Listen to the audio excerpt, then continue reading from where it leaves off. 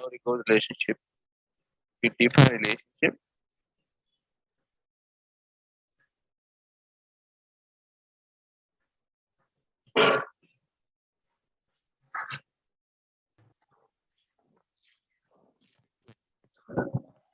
So what is the relationship? Okay. So you seen yesterday when you create when you maintain an entity, like example type 4, you maintain dependent entity. In dependent entity, I can take an example of SAP. Just see this example. Here you have a material number, you have plant, you have purchase group. Okay. And this is a key field, this is a key field, this is a non-key field. So this is having a check table. I don't know, this 0T4. This is having a check table. This is also having a check table.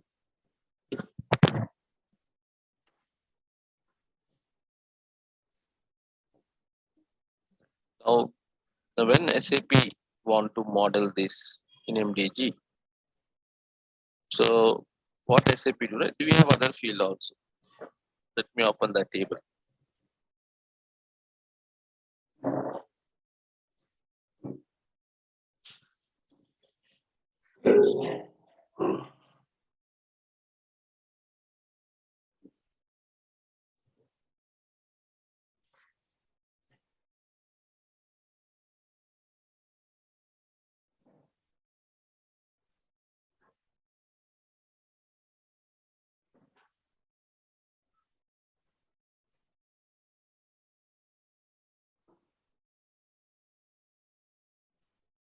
So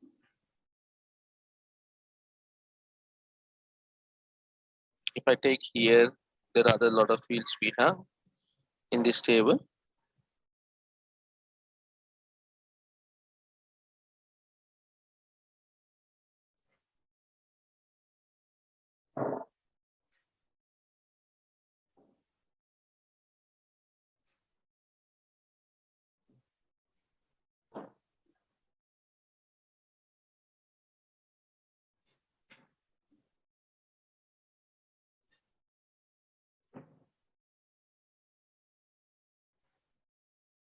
You can see that.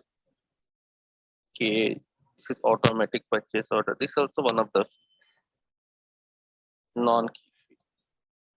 Now, when I model this, the equivalent entity for this, the MDG is MARC purge, equivalent entity. So for every entity, there will be equivalent table in the backend, which has to be updated finally.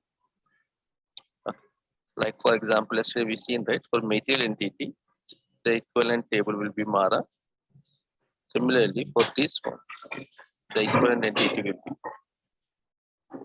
entities MARC purge for this table. When I do my data model, what SAP does is SAP will create, because this is a dependent entity, so SAP will create an entity which will be of type 4. Now in this entity, SAP will maintain the attributes like KATUB. For other attribute, SAP doesn't maintain this attribute because this has to come to relationship. This attribute has to come to relationship. We can also maintain this one directly, but what we learned yesterday is this, whenever you have a reference data, you can make this as a type 3 entity. Now, if you go and check in SAP, what they do, right? For plant, yesterday we have seen, right? For plant, they have a type 3 entity. It's a type 3 entity. Similarly, for the purchase, SAP will create an entity like this, so type 3. Now, when I see this, my MARC purge, if you just create like this, system will give an error telling that leading and qualifying relationship is missing. Now, whenever you have a type for entity, you need to have a relationship name. You can have any relationship name. Some entity will be the highest one, and the two entity will be the MARC purge, and card you can make it honest. Now, when I do like this, it, and the relationship type, I have not written that. The main, and the relationship type will be leading. Whenever you have a leading relationship,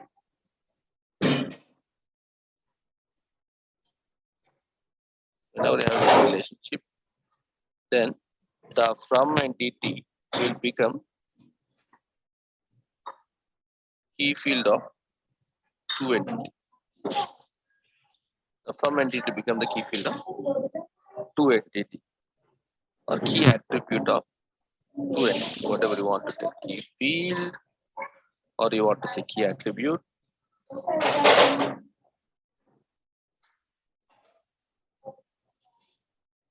It means because of this relationship, now this entity which you already having with one attribute, okay, this will have one more attribute because of the relationship, and that will be material. This would be a key field in this entity because of leading relationship. Now I got my this entity equivalent. I made it. Now I need plant. The plant also key field. So what I do is you can maintain relationship between the type 3 entity because of the reference. You can take any relationship name and two entities, MRC. Cardinality you have to maintain 1:2. Okay. And relationship type will be qualified.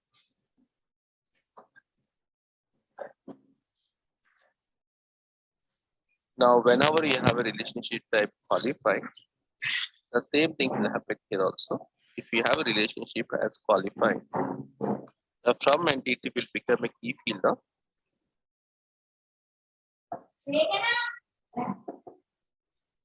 key field or key attribute of two entity, and not only that, and also the value should qualify the check table entry of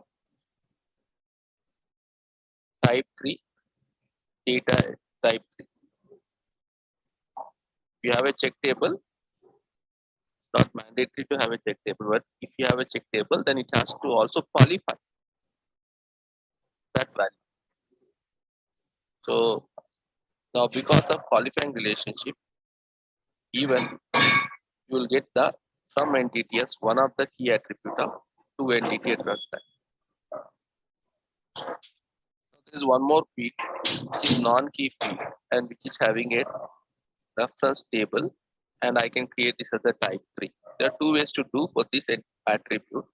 One way is you can add directly if you want, that also no problem. But if you're reusing this in multiple places, then through relationships you can add this. So what SAP does is SAP has created a relationship in this way,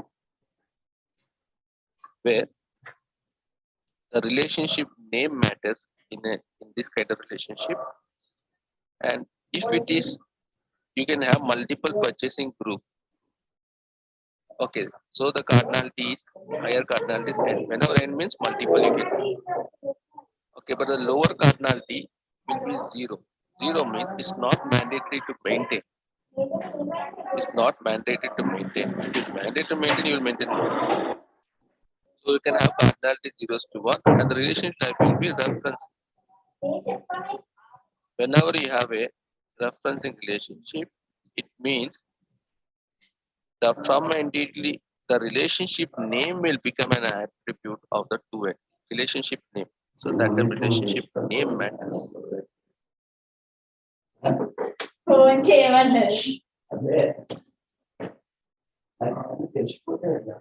Okay. So any doubt you have on this? I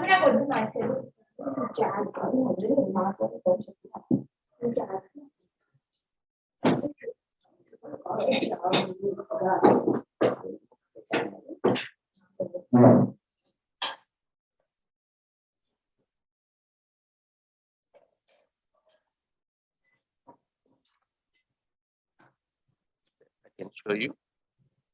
Yeah.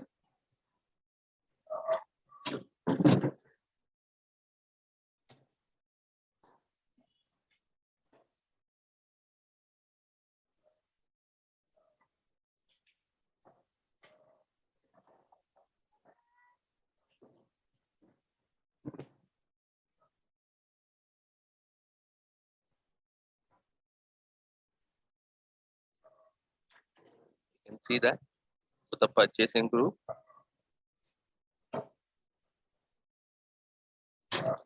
AP has type 3. Okay. And what else? The equivalent entity of MARC is MARC purch.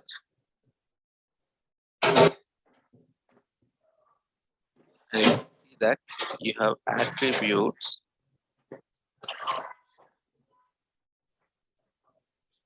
but you don't have the key attributes. Now what you have to do is through relationship, you have to maintain the key. Come here. Now, if you can see, always first it need to have a leading relationship. Now you can see here, it's having a leading relationship. MARC purch.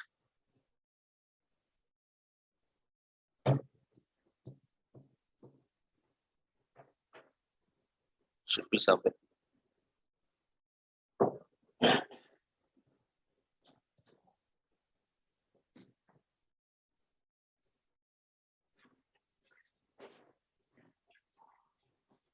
You can see that. The leading relationship is having. And similarly, it will have a qualifying relationship with MDR.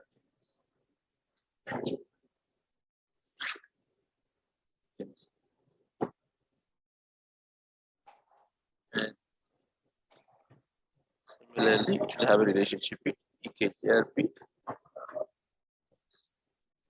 You can see that. And relationship name is EKGRP. Because of this relationship, now the final structure, how it looks, always you have to go to visualize data model and check that. When I go to visualize data model, you can see here MARC purge. Can you see? Now this has come, this has come, this has come. Other fields are attributes. Here you cannot see which one is key field, which one is not key field. But in the staging tables, this will be key field, this will be the key field. But here you may not see. But this is what happens because of the relationship to the staging table which generates, that will make these fields as key field. And when you have leading, becomes a key field. When you have a qualifying, this will become a key field. The difference between this one is you don't need to check against any entry. Okay. But here it will check against check table. If you have a check table, and that has to qualify. Okay. Here also it will check against check table. And so both the cases. Okay. So are we good?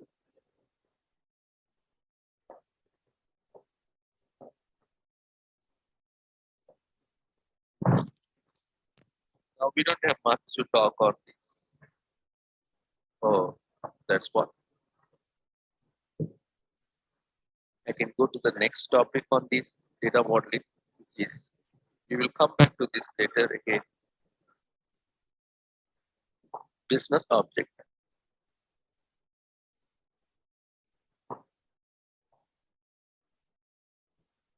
Maybe you've been hearing this business object type, like your ABAP, where we have SWO1.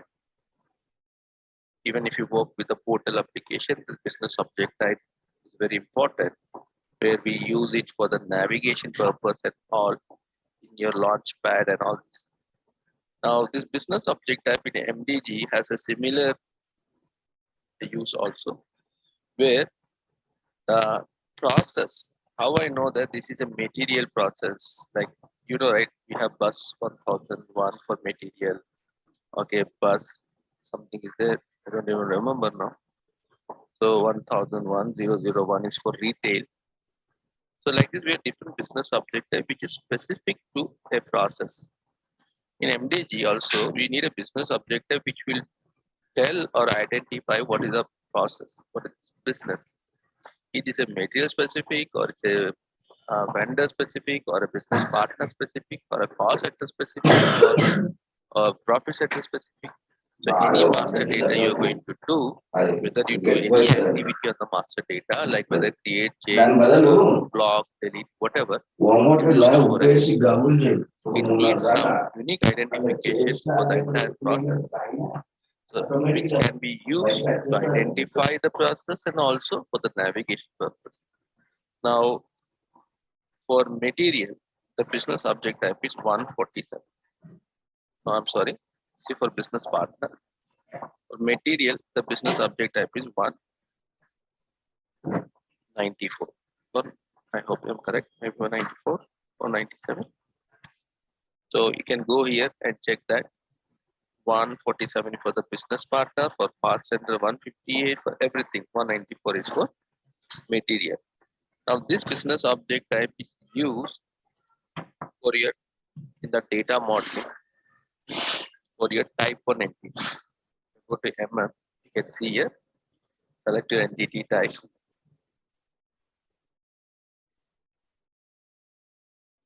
And if I go to my, what was thinking? Yeah, so type 1 entity for MM is material. You select this entity and you can see here the business object type is used here.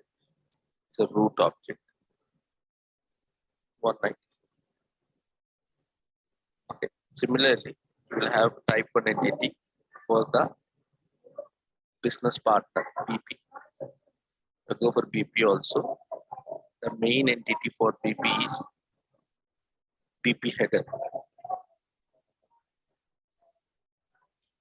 You can see that the business object type is 147. Similarly, you can also see that for the cost center or the profit center, the type 1 entity is profit center or cost center. If I take this cost center, which is type 1, you can see the business objective 158, which is for cost center. So that is the purpose of business object type. Now that is just a free text which you can use.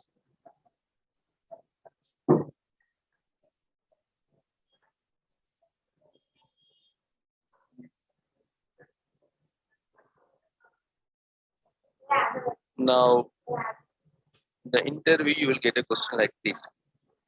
What is the purpose of business object type? When you go very deep, right? So when you expose yourself as very senior experienced guy, this kind of question you get. What is the purpose of a business object type in MDG? So, and or else where you define this business object type in MDG. So we have defined an entity type level, which will be type 1. And what is the other place we define is, that's what we're going to see. Now the next thing, the next thing we need is the process modeling. Now process modeling, I was just telling in the first class that most of the functional development will be done in this area one, process modeling only, where you define the change request type for your business process. Okay, so what type of change request you need? Out of box, SAP might have given some change request process. I mean to say that if you want to create a, if you want to govern, you want to govern. Okay, govern means like you want to put some best practices, best rules. Okay, so approval process all on your process. If you want to govern the finished product, want to govern the finished product. Okay, then I need to go with one way. So you want to cover semi-finished product. That is a different way in my industry. So then this is a different change request process, and this is a different change request process. Up to you, how do you want to simplify the process? Either you can go with one change request type, then based on the material type, you can just govern it. Okay. But if it is more like this is entirely different from finish and semi-finish, and you want to govern in different lines, then I can go with one change request type.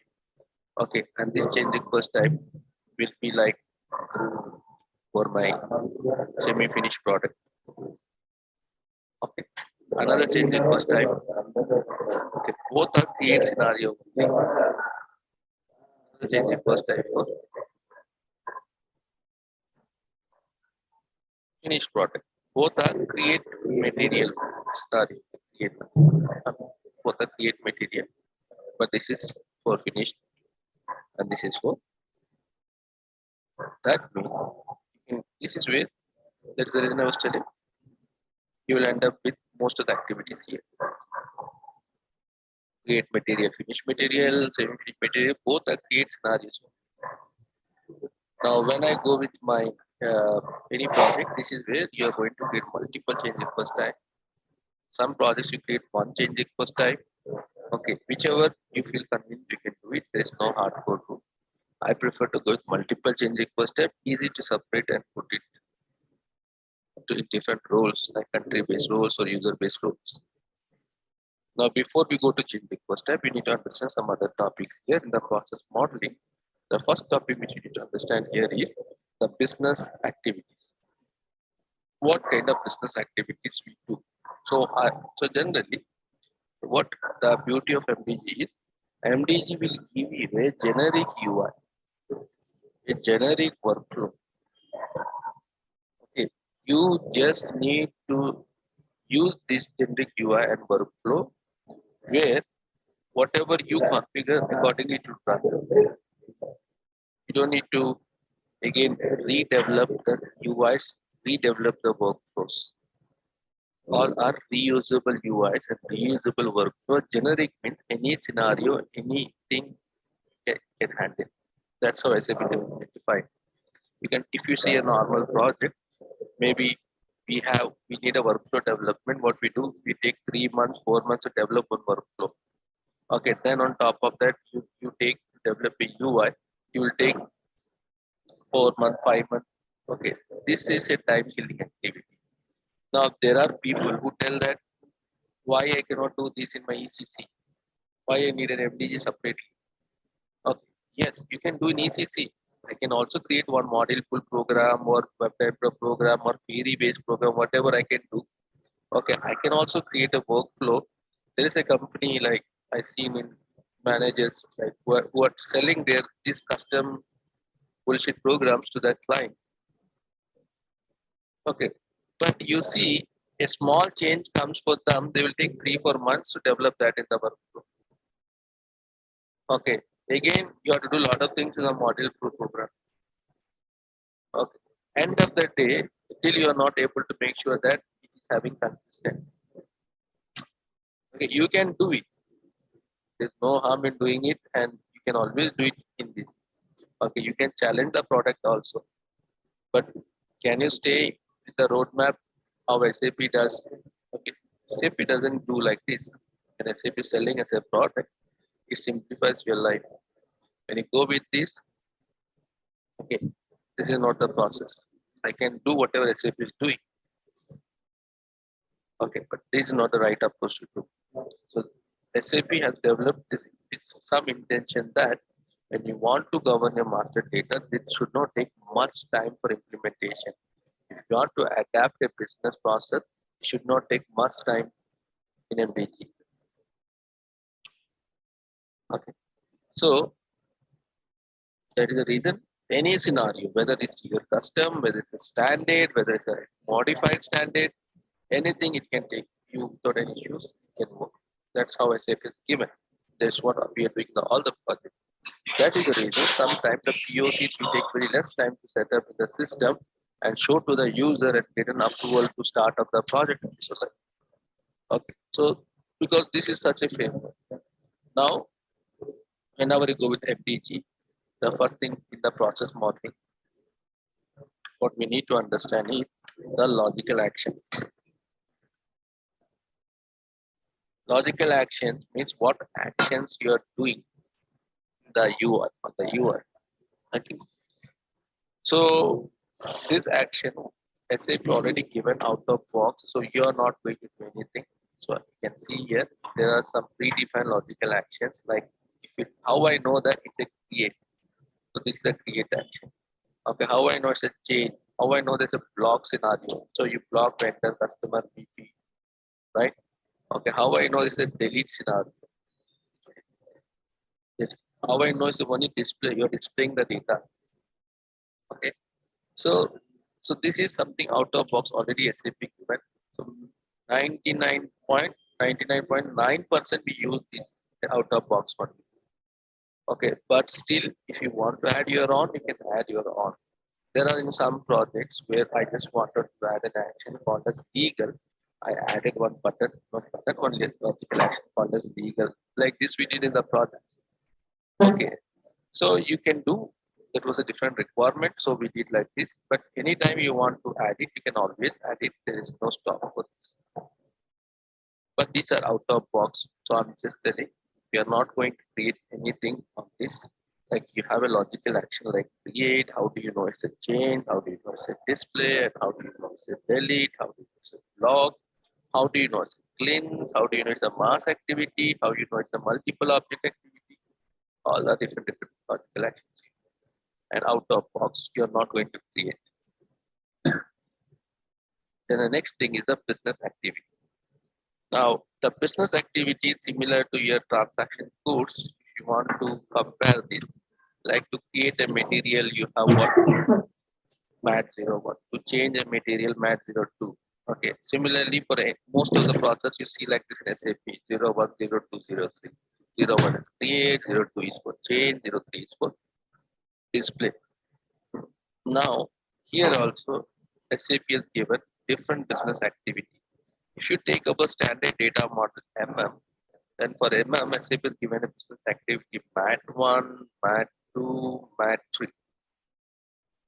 Okay, MAT1 is what? To create a material. Out of box SAP given, we are not going to create our own again. Change a material.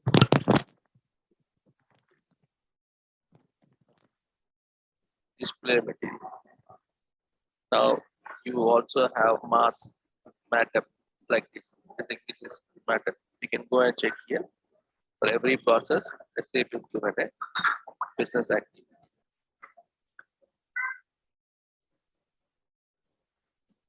For mass deletion, you know that MM06 is for deletion. Same thing.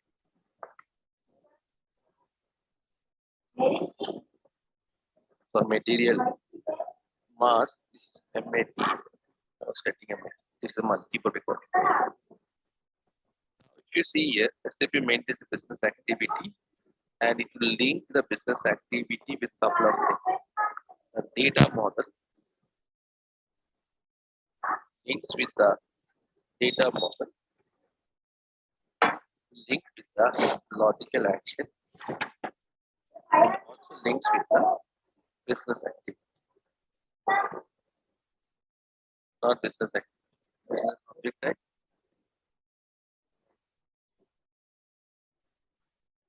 Business object. Okay, you can see that this is the second place where I'm using my business object, the business activity. So the interview question is, where do you use the business object? I use at two places. One is the entity level, another is at the business activity level.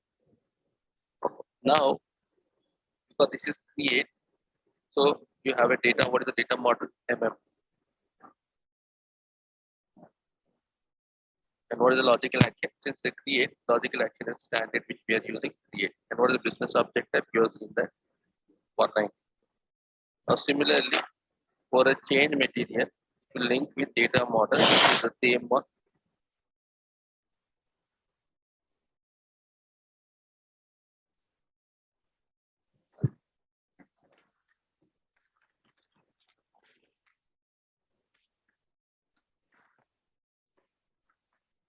Even for this, it will be the same. But the logical action is the one.